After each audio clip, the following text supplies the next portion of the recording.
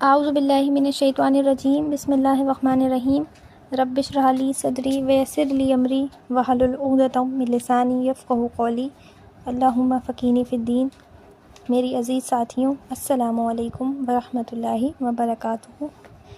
جیسے کہ اس کے پچھلے لیکچر میں ہم لوگ نے پڑھا تھا کہ قرآن ایک معجزہ ہے، جو اس دور میں دعوت کی جو خصوصیات تھیں اس کا فرسٹ ٹاپک تھا کہ توکل اللہ اور صبر، اور دوسرا ٹاپک تھا کہ قرآن ایک معجزہ ہے، اور واقعی میں وہ ایک معجزہ ہے۔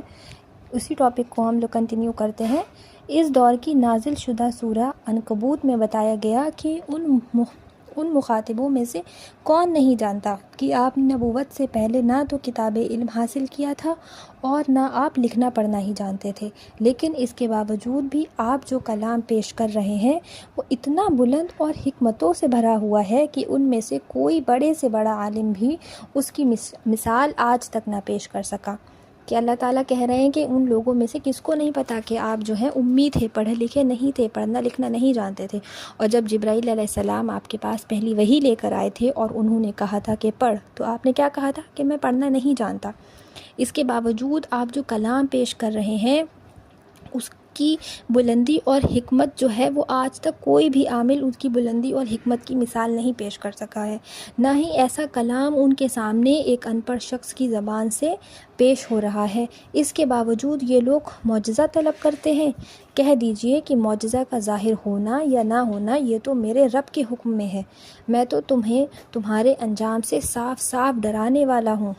البتہ تم کو یہ غور کرنا چاہیے کہ کیا میری نبوت کے ثبوت کے لیے وہ آیت الہی کافی نہیں ہے جو میں تم کو سناتا ہوں؟ تم غور تو کرو کہ تمہیں معلوم ہو جائے گا کہ یہ آیات تو سراسر رحمت ہے اور نصیحت ہے ان لوگوں کے لیے جن کے دل ایمان کی دولت سے مالا مال ہونے کے لیے اپنے اندر صلاحیت رکھتے ہیں۔ اللہ تعالیٰ کہہ رہے ہیں کہ یہ آیتیں جو ہیں اور یہ جو کلام ہے ان لوگوں کے لیے تو یہ کیا کہتے ہیں مکمل ہے، مطلب ان لوگوں کے لیے تو یہ سراسر ہدایت ہے جو اپنے اندر اپنے دلوں میں صلاحیت رکھتے ہیں اسلام کو قبول کرنے کے لیے۔ لیکن ان لوگوں سے پوچھو کیا ان کے لیے کافی نہیں ہے یہ چیزیں جن سے میں تمہیں ڈراتا ہوں، یہ کلام جو میں تمہیں سناتا ہوں؟ قرآن پاک کو خود محمد صلی اللہ علیہ وسلم نے سب سے بڑا معجزہ فرمایا ہے۔ آپ نے فرمایا کہ پیغمبروں میں سے ہر پیغمبر کو اللہ تعالیٰ نے اس قدر معجزے عنایت کیے جن کو دیکھ کر کئی لوگ ایمان لے آئے، لیکن جو معجزے مجھے مرحمت یعنی کہ عطا ہوئے وہی قرآن ہے جس کو اللہ تعالیٰ نے مجھ پر اتارا۔ اس لیے میں امید کرتا ہوں کہ قیامت کے دن میرے پیرووں یعنی کہ جو میری پیروی کرتے ہیں ان کی تعداد سب سے زیادہ ہوگی۔ قرآن پاک ایک ایسا معجزہ ہے جو دائمی یعنی کہ ہمیشہ رہنے والا ہے۔ دوسرے معجزات وقتی تھے اور وہ ختم ہو گئے، وقت پر ختم ہو گئے، جیسے کہ چاند اللہ تعالیٰ نے 2 ٹکڑوں میں کیا تھا، اور نوح علیہ السلام پر جو عذاب آیا تھا، اور طرح طرح کے معجزات جو معراج کا واقعہ ہے، طرح طرح کے معجزات وہ وقتی تھے اور وہ ختم ہو گئے۔ لیکن یہ جو قرآن ہے یہ قیامت کے دن تک جو ہے سب لوگوں کے لیے ہدایت کا ذریعہ ہے، اور یہ معجزہ تب تک قائم رہے گا، یہ دائمی ہے، ہمیشہ رہنے والا ہے۔ لیکن یہ معجزہ قیامت تک رہے گا اور لوگوں کو اپنی طرف کھینچتا رہے گا، اپنی طرف بلاتا رہے گا۔ قرآن پاک کے نظم کلام، اس کی فصاحت و بلاغت، اس کی ایسی غیب کی خبروں اور پیشون گوئیوں کا ذکر جن تک کوئی انسانی ذہن نہیں پہنچ سکتا تھا، اس کے قوت تاثیر، اس کے احکامات اور تعلیمات کا ایسا مفید ہونا کہ آج تک انسانی سوسائٹی کے لیے کوئی دوسرا اتنا کرامت نظام حیات پیش نہ ہو سکا، اور باوجود موضوع کے اتنی وسعت کہ اس کا ہر قسم کی تضاد یعنی کہ فرق اور اختلاف بیانی کو محفوظ ہونے، اور پھر سب سے زیادہ یہ کہ سب کلام ایک ایسے شخص کی زبان سے ادا ہونے جو اصطلاحی معنوں میں بالکل ان پڑھ تھا۔ مطلب اللہ تعالیٰ یہ کہہ رہے ہیں کہ جو اس میں اللہ تعالیٰ نے جن چیزوں کا ذکر کیا ہے، جو غیب کی خبریں دی ہیں، وہ ایک انسانی زندگی تو کبھی انسانی دماغ تو کبھی سوچ بھی نہیں سکتا تھا۔ اگر ہم نے قرآن نہ دیکھا ہوتا، قرآن نہ پڑھا ہوتا، تو ہمیں پتہ ہوتا کہ ان آسمانوں کے اوپر بھی آسمان ہے، 7 آسمان ہیں، ہمیں تو صرف چاند اور سورج ہی نظر آتے ہیں، کتنے سینکڑوں کروڑوں ہم لوگوں کے پاس تو گنتی بھی نہیں ہے کہ کتنے پلانٹس اللہ تعالیٰ نے بنائے ہیں۔ یہ انسانی دماغ تو یہاں تک سوچ بھی نہیں سکتا تھا، اور وہ بھی کس کے ذریعے؟ اس انسان کے ذریعے جو پڑھنا لکھنا نہیں جانتا تھا، بالکل ان پڑھ تھا۔ یہ سب باتیں قرآن پاک کے معجزے ہونے پر ایسی دلیلیں ہیں جن کے ہوتے ہوئے آج بھی نبوت محمدی پر صلی اللہ علیہ وسلم دلوں کو اطمینان ہو سکتا ہے اور ہوتا ہے۔ یہ سب معجزات جو ہیں قرآن کی ایسی دلیلیں ہیں جن پر ہر انسان کو یقین ہوتا ہے، کن انسانوں کو؟ جو اللہ تعالیٰ پر ایمان رکھتے ہیں۔ اور تیسرا پوائنٹ یہ ہے کہ دوسرا جو تھا یہ تھا قرآن ایک معجزہ ہے۔ پہلا پوائنٹ جو تھا توکل اللہ اور صبر، تیسرا پوائنٹ ہے دو ٹوک بات۔ اس دور کے نازل شدہ کلام کی ایک خصوصیت یہ تھی کہ اب کفار سے بات بالکل صاف صاف اور دو ٹوک کہی جانے لگی، کہ بالکل ان کو ہی ٹارگٹ کر کے کہی جا رہی تھی، کہ جس کا انداز یہ تھا کہ جب سمجھنے کی اور بتانے کی حد ہو گئی تھی، ماننا ہے تو اب بھی موقع ہے، مان لو، نہیں تو اپنے انکار اور ضد کے نتائج بھگتنے کے لیے تیار رہو۔ اب اللہ تعالیٰ بالکل اپنے جو کلام پیش کر رہا تھا، وہی کے ذریعے اللہ تعالیٰ جو باتیں اللہ تعالیٰ اپنے نبی کے اوپر نازل کر رہے تھے، آیات جو سورہ نازل کر رہے تھے، اس میں دو ٹوک بات بالکل ہو رہی تھی مخالفین سے، کہ اگر یقین کرنا ہے، ایمان لانا ہے، ماننا ہے تو ابھی بھی مان لو، لیکن نہیں تو اپنے نتائج کو بھگتنے کے لیے تیار رہو۔ چنانچہ کہا گیا کہ میں تو اپنے رب کی طرف سے آئی ہوئی ایک روشن دلیل پر قائم ہوں، لیکن تم اسے جھٹلا رہے ہو اور مطالبہ کر رہے ہو کہ اس انکار کی پاداش یعنی کہ جرم میں جو عذاب آنا ہے وہ آ جائے، لیکن میں تمہیں بتائے دیتا ہوں کہ میرے قبضے میں وہ چیز نہیں ہے جس کو تم جلدی مچا رہے ہو، اس کا فیصلہ خدا کے ہاتھ میں ہے۔ اگر میرے قبضے کی بات ہوتی تو معاملہ کبھی کا آ چکا ہوتا۔ اپنے نبی کہہ رہے ہیں کہ جو ہے یہ جو تم جس کی جلدی مچا رہے ہو کہ عذاب آ جائے، عذاب کیوں نہیں آتا؟ ہم تو ایمان نہیں لاتے، ہمارے اوپر تو تب بھی عذاب نہیں آ رہا۔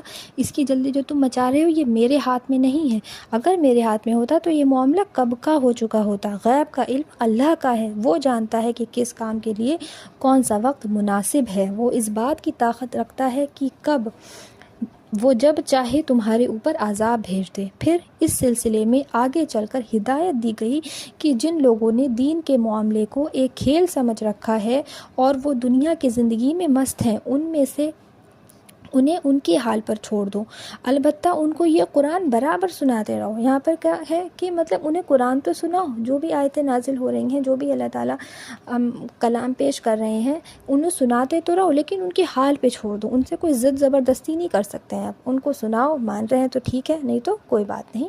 اس پر بھی نہ مانے تو ان سے کہہ دو کہ لوگوں تم اپنی جگہ پر وہ عمل کرو جو کرنا چاہتے ہو، اور میں اپنی جگہ پر وہ عمل کروں گا جو میں کر رہا ہوں، نتیجہ جلد ہی تمہارے سامنے آ جائے گا کہ کون سیدھے راستے پر تھا۔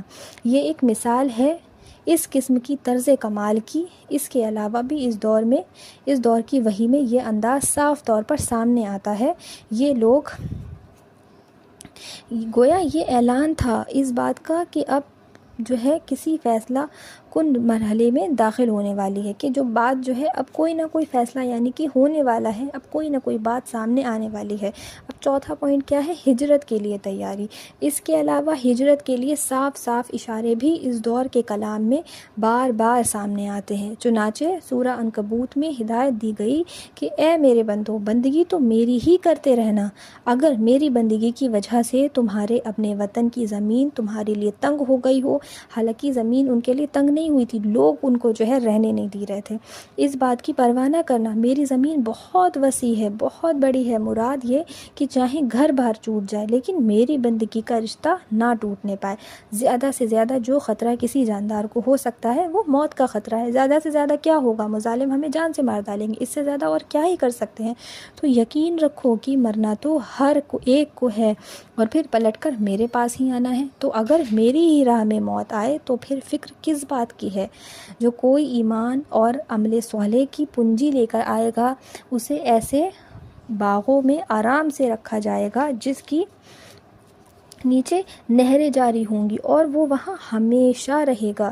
یہ کیسا اچھا بدلہ ہے عمل کرنے والوں کے لیے، ایسے عمل کرنے والے جو سخت سے سخت حالات میں بھی اللہ کے دین کی راہ پر جمے رہے اور جنہوں نے اپنی ہر جد و جہد کرتے وقت بھروسہ اپنے رب پر ہی رکھا۔ پھر یہ بتایا گیا کہ اللہ کی راہ میں گھر بار چھوڑنے کا چھوڑنے کا اندیشہ جو ہے، دوسرا اندیشہ جو ہوتا ہے وہ معاشی یعنی کہ روزی بدحالی کا ہے۔ اس بارے میں ان کو اس ایمان کو مضبوط کیا گیا کہ دراصل رزق کا معاملہ بالکل اللہ کے ہاتھ میں ہے۔ رزق تو اللہ تعالیٰ نے وعدہ کیا ہے نا، رزق کا معاملہ تو بالکل اللہ تعالیٰ کے ہاتھوں میں۔ دیکھو زمین پر چلنے والے کتنے ہی جاندار ہیں جو اپنے رزق اپنے ساتھ اٹھائے نہیں پھرتے، لیکن اللہ ان کا رزق مہیا کرتا ہے۔ آپ جانوروں کو ہی لے لو، ان کے پاس کوئی گھر بار نہیں ہوتا جہاں پر وہ اپنا راشن اسٹاک کر سکیں یا کھانا بنا کر رکھ سکیں، لیکن اللہ تعالیٰ انہیں بھی تو رزق دیتا ہے نا، سالوں سال جیتے ہیں، اپنے بچوں کو پالتے ہیں، انہیں بھی تو اللہ تعالیٰ رزق مہیا کر رہا ہے اور انہیں کھانے کو دیتا ہے۔ تو آخر تم ہی اس کی رزاقیت کے ایسے مایوس کیوں ہوتے ہیں کہ وہ تمہیں رزق نہ دے گا؟ اللہ تعالیٰ یہاں پہ ان سے کہہ رہے ہیں کہ ایک جو ہے ہجرت نہ کرنے کا دوسرا جو ہے انسان کو ڈر یہ بھی ہو سکتا ہے کہ ہم نئے شہر میں نئے ملک میں جا کے بسر ہو جائیں گے تو ہم کھائیں گے کیا اور ہم پہنیں گے کیا، رزق میں جو چیزیں آتی ہیں انہیں ان کا ڈر ہے۔ تو اللہ تعالیٰ یہاں پہ ان کا یہ ڈر بھی جو ہے دور کر رہے ہیں۔ اس کے علاوہ اس کے دور کی ایک صورت بنی اسرائیل میں ہجرت کے لیے دعا بھی سکھائی گئی۔ کہا گیا کہ یہ دعا کچھ یوں مانگو کہ اے میرے رب، مجھے اچھی جگہ پہنچائیو اور مکہ سے اچھی طرح نکالیو اور دشمنوں پر اپنی طرف سے فتح و نصرت دیجیو، اور اے پیغمبر اعلان کر دو کہ حق آ گیا اور باطل مٹ گیا۔ باطل کو تو مٹ ہی جانا تھا۔ غرض یہ ہے کہ یہ اور اسی طرح سے دوسرے بہت سے ایسے اشارات ہیں جو اس دور کے کلام سے ملتے ہیں، جن میں ایک طرف تو اس آنے والے انقلاب کی طرف اشارہ کیا جاتا ہے، جو دوسری طرف ان حالاتوں سے نپٹنے کے لیے جس تیاری کی ضرورت تھی اس پر بار بار متوجہ کیا جا رہا تھا۔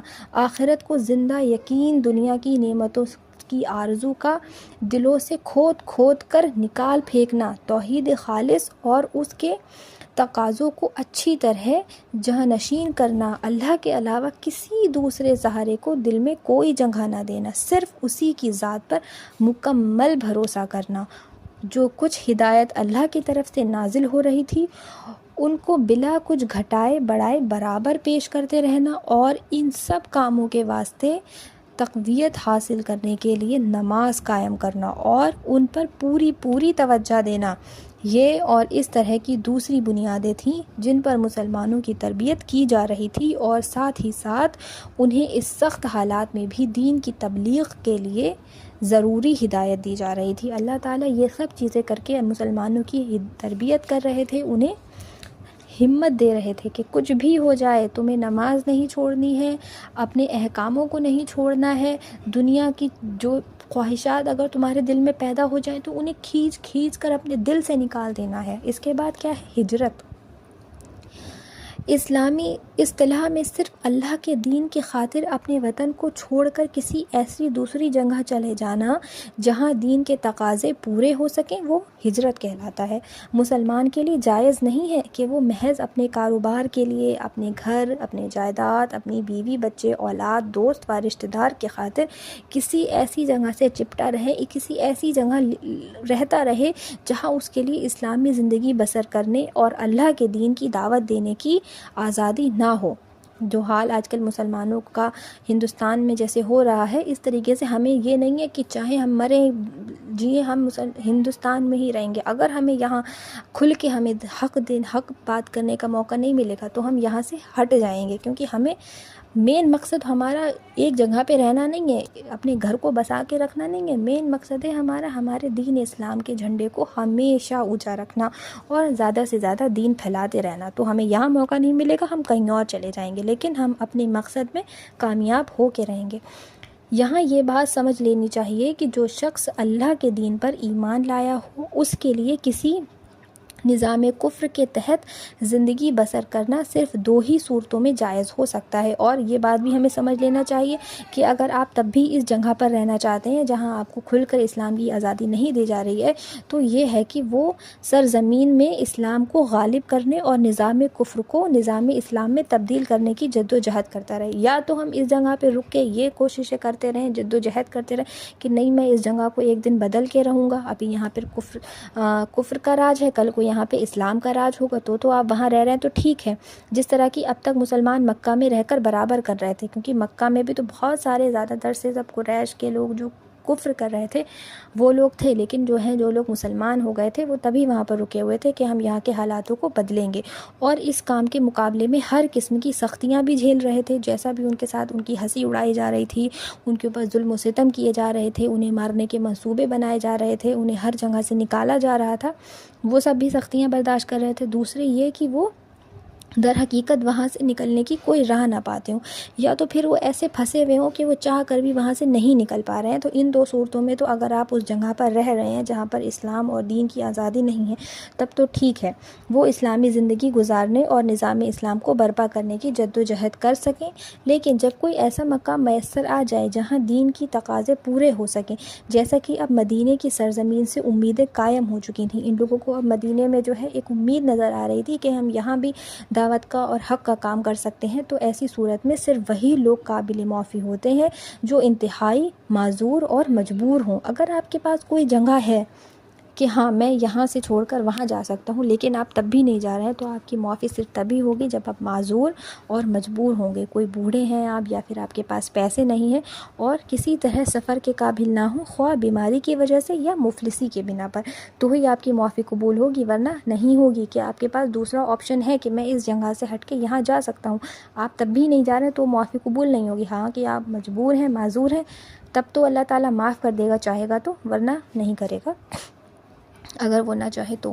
عام مسلمانوں کی مدینہ میں اب ہجرت ہو چکی تھی۔ مدینہ میں جب اسلام کی اشاعت ایک حد تک ہو چکی تو اب محمد صلی اللہ علیہ وسلم نے عام مسلمانوں کو جو مکے میں کافروں کے ہاتھوں ستائے جا رہے تھے اس بات کی اجازت دے دی انہیں کہ اب مدینے میں ہجرت کر جائیں۔ یہ دیکھ کر کافروں نے مسلمانوں کی ہجرت سے روکنے کے لیے مظالم اور بڑھا دیے اور ہر طرح کوشش کی کہ یہ لوگ ان کے چنگل سے نکل کر نہ جا سکیں، لیکن مسلمانوں نے اپنے مال، جان، اولادوں کو خطرے میں ڈال کر اللہ کے دین کے خاطر اپنے وطن کو چھوڑ دینا ہی پسند کیا، اور کوئی لالچ اور کوئی دباؤ انہیں ان کے ارادے پر روک نہ سکا۔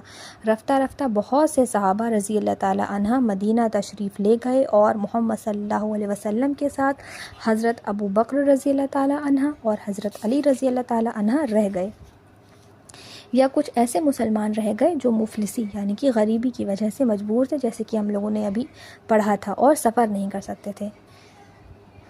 اب اس کے بعد کیا تھا، یہ لوگ کیا کر رہے تھے، محمد صلی اللہ علیہ وسلم کے قتل کا مشورہ کر رہے تھے۔ جب نبوت کا 13واں سال شروع ہوا تو اس وقت تک بہت سے صحابہ رضی اللہ تعالیٰ عنہ ہجرت کر کے مدینہ پہنچ چکے تھے۔ اب قریش نے دیکھا کہ مسلمان تو مدینے میں جا کر طاقت پکڑے جا رہے ہیں اور وہاں اسلام پھیلتا ہی جا رہا ہے، تو انہیں بڑی تشویش ہوئی اور انہوں نے اسلام کو آخری طور پر ختم کرنے کے لیے تدبیریں سوچنا شروع کر دیں۔ عام قومی مسائل پر سوچ بچار کرنے کے لیے دارون ندوہ یا مشورے کی ایک جگہ مقرر کی۔ وہاں ہر قبیلے کے بڑے بڑے سردار جمع ہوئے اور یہ سوچنا شروع کیا کہ اب اس تحریک کو ختم کرنے کے لیے کیا کیا جائے۔ کچھ لوگوں نے مشورہ دیا کہ محمد صلی اللہ علیہ وسلم کو زنجیروں سے جکڑ دیا جائے، کسی مکان میں بند کر دیا جائے، لیکن یہ مشورہ اس لیے رد کر دیا گیا کہ کچھ لوگوں نے کہا کہ محمد صلی اللہ علیہ وسلم کے ساتھی ان کو ہم سے چھڑا لے جائیں گے اور ہو سکتا ہے کہ ان کے مقابلے میں ہم شکست ہو جائیں۔ ایک مشورہ یہ دیا گیا کہ انہیں جلا وطن سے نکال دینا، جلا وطن یعنی کہ وطن سے نکال دیا جائے، لیکن یہ بھی اس لیے پسند نہ کیا گیا کہ محمد صلی اللہ علیہ وسلم جہاں کہیں بھی جائیں گے وہاں ان کو پیرو پیدا ہونے لگیں گے، وہاں ان کے پیرو پیدا ہونے لگیں گے اور ان کے پیرو پیدا ہونے لگیں گے، ان کی پیروی کرنے والے وہاں بھی آ جائیں گے، ان کے فالوورز ہر جگہ بننے لگیں گے، ان کی تحریک برابر بڑھتی چلی جائے گی۔ آخرکار ابو جہل نے یہ مشورہ دیا کہ ہر قبیلے میں سے ایک جوان چن لیا جائے اور یہ سب مل کر ایک ساتھ محمد صلی اللہ علیہ وسلم پر حملہ کر دیں اور انہیں قتل کر دیں۔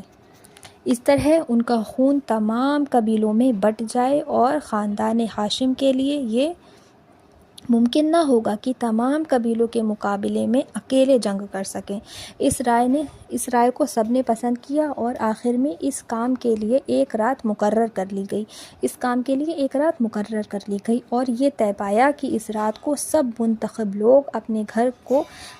لوگ جن سے یہ لوگ مخاطب ہوئے تھے، جن کو ان لوگوں نے سلیکٹ کیا تھا، لوگ اپنے گھر کو، آپ کے گھر کو یعنی کہ محمد صلی اللہ علیہ وسلم کو گھر کو گھیر لیں گے، اور جب آپ صبح باہر تشریف لائے تو یہ اپنے کام کر ڈالیں گے۔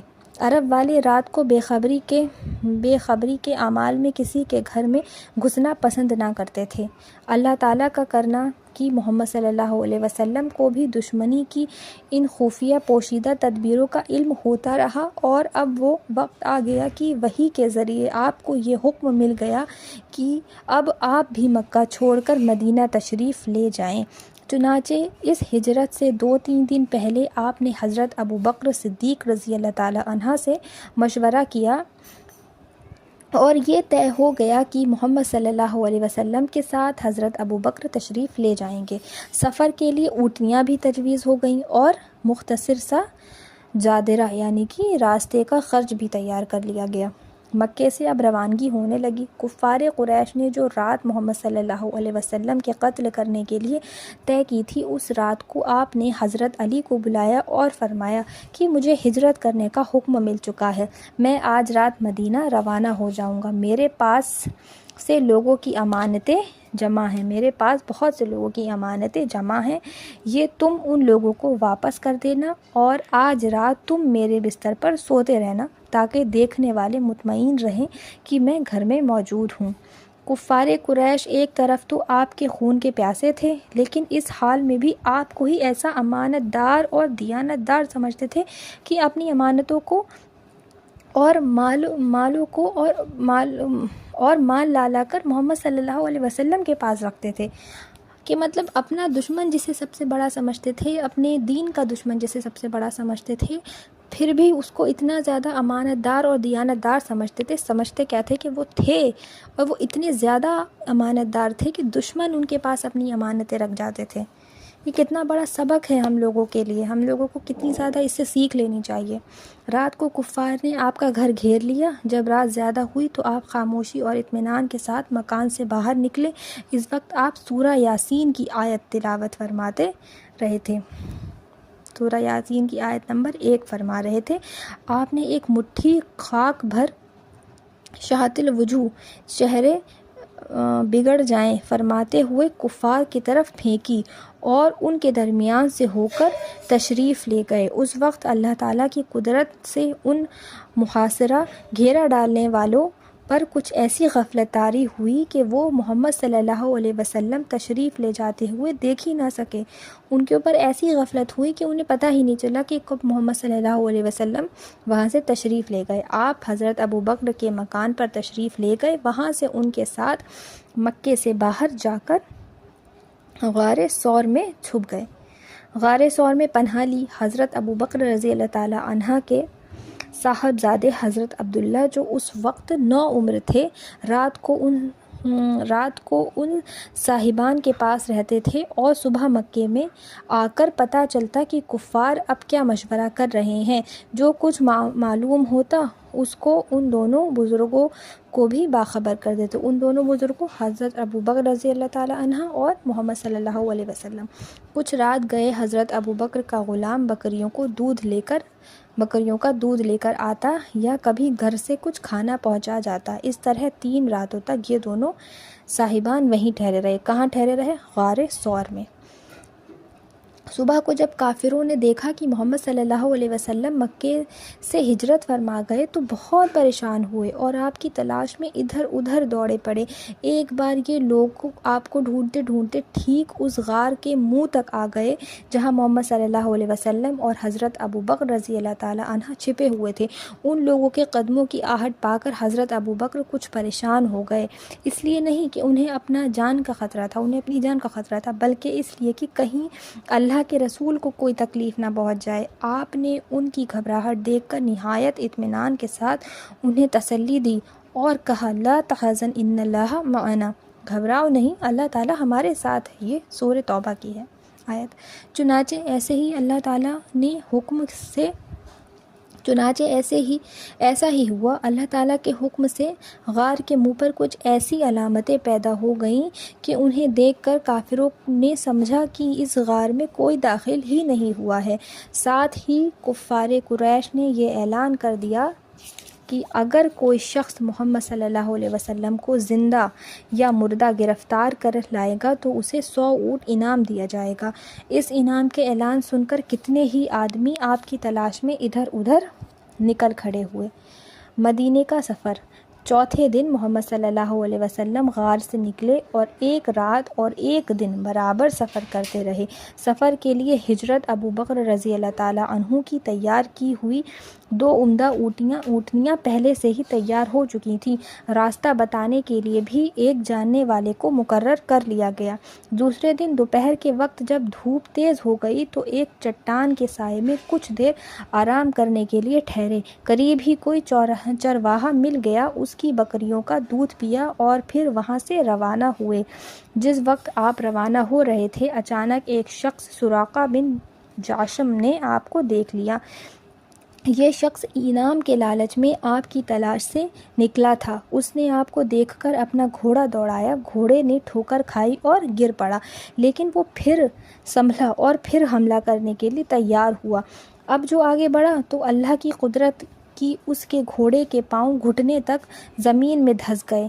اب تو سراقہ پریشان ہو گیا اور سمجھ گیا کہ معاملہ دوسرا ہے، میں محمد صلی اللہ علیہ وسلم پر حملہ نہ کر سکوں گا، اور فوراً ڈر کر اپنے آپ کو حضرت محمد صلی اللہ علیہ وسلم کے حوالے کر دیا اور امان یعنی حفاظت میں ان کے درخواست کی۔ محمد صلی اللہ علیہ وسلم نے اس کو معاف کر دیا اور امان دے دی۔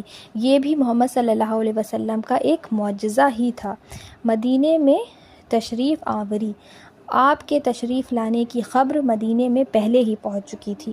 پورا شہر آپ کی تشریف آوری کا منتظر تھا۔ بچے اور بڑے ہر روز سویرے شہر سے نکل کر باہر جمع ہوتے ہیں اور دوپہر تک انتظام کر کر لوٹ آتے۔ آخر ایک دن وہ مبارک گھڑی آ گئی جس کے یہ لوگ منتظر تھے۔ دور سے آپ کے آنے کی علامت دیکھ کر سارا شہر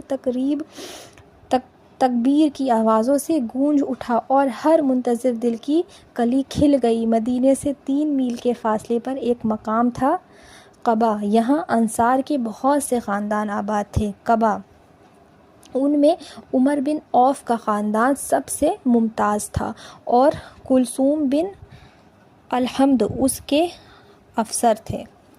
یہ سعادت ان کی قسمت میں تھی کہ سرکار دو عالم نے سب سے پہلے ان کی مہمان نوازی قبول فرمائی اور آپ نے قبا میں ان کے مکان پر قیام فرمایا۔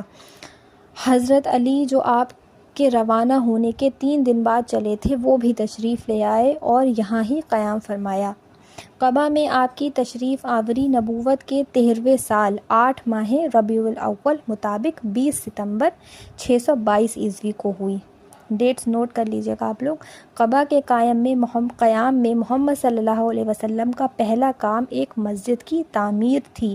آپ نے اپنے دست مبارک یعنی کہ مبارک ہاتھ سے مسجد کی بنا یعنی کہ بنیاد ڈالی اور دوسرے صحابہ کے ساتھ مل کر خود اس مسجد کی تعمیر کی۔ چند روز قبا میں ٹھہر کر آپ شہر مدینہ کی طرف روانہ ہوئے۔ یہ جمعے کا دن تھا۔ راستے میں بنی سالم کے محلے میں ظہر کی نماز کا وقت ہو گیا تو آپ نے سب سے پہلے جمعے کا خطبہ دیا اور سب سے پہلی جمعے کی نماز پڑھائی۔ مدینے میں داخل کے وقت ہر جانثار کی آرزو تھی کہ مہمانی کا شرف یعنی کہ فخر اس کے حصے میں آئے۔